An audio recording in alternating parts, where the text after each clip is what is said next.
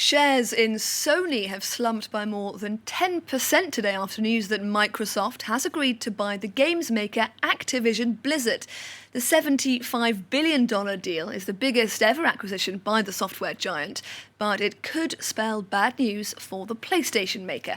Our business editor Stephen Carroll is here with more. Stephen, why are Sony investors so rattled by this? It's all to do with rivalries in the gaming industry. If you look at the tweet from Activision Blizzard announcing this deal, you might understand why. And that's because the company makes some of the biggest names in gaming: Call of Duty, World of Warcraft, and even Candy Crush. And as this tweet says, they're joining the Xbox family, and Xbox is a major rival to Sony's PlayStation. The big question that's worrying investors is whether Microsoft could make Call of Duty exclusive to its platforms. It means that you wouldn't be able to play it on a PlayStation anymore. It is a massively profitable brand that's built up a huge online community as well, which is also contributing to why it's so profitable. That explains the slump in Sony's share price today anyway, down almost 13% at the close in Tokyo. On top of that, Microsoft is bringing its software and technological heft to game making, which could heat up competition further in this sector. Industry experts saying, though, there may be some regulatory hurdles to overcome in this deal. It's an open question whether the regulators will allow Microsoft to exclude PlayStation from the mix. And that's the part that could be an impediment to the deal getting done. They're not big enough on a combined basis to price anything. It's not like because they own Call of Duty, they can raise price for games, but they are big enough to exclude PlayStation and severely hurt console sales at Sony.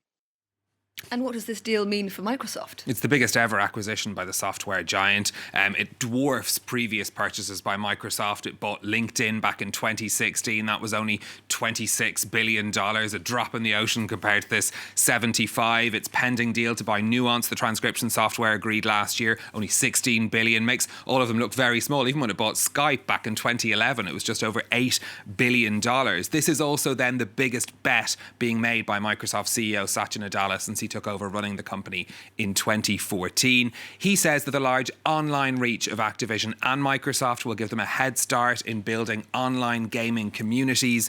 There are 400 million users of Activision games already. Microsoft has 25 million subscribers for its Game Pass service. Their combined force is going to be very important in the next big development in gaming, which is the move into the metaverse. This could put them in a very good position to go into that. And this deal also comes, it has to be said, after a period of some upheaval at Activision Blizzard. The company has been fighting a lawsuit from California's state employment agency over workplace misconduct. It alleged discrimination against female employees, as well as a harassment culture and what was described as a pervasive frat boy workplace culture at Activision. It says that women working in the company were being paid less than their male counterparts, given fewer opportunities to be promoted.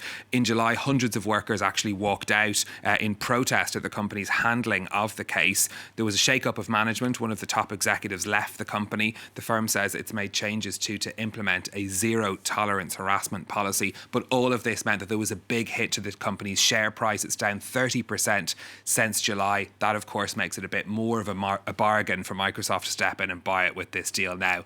A massive price tag, but it could have been even bigger if this hadn't been going on at Activision. Stephen Carroll with that look at Activision Blizzard.